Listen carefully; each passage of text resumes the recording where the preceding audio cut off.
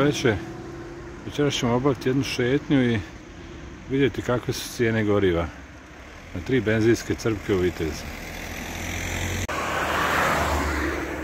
Evo nove cijene goriva. 3 marke i 21 dizel, 3 marke i 6 pfenninga benzin. Nikad ovoliko nije bilo. Ovo nije normalno.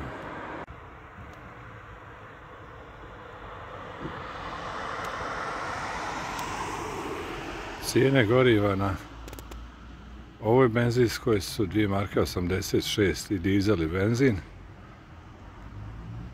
marku i 56 plin.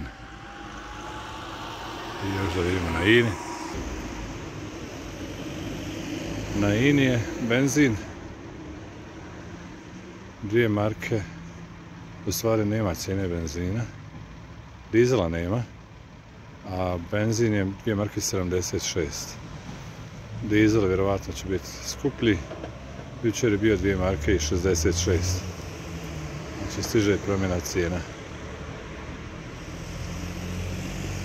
Gorivo divlja, cijena divlja.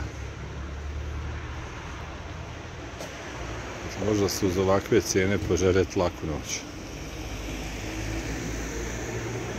Lijep pozdrav iz Viteza.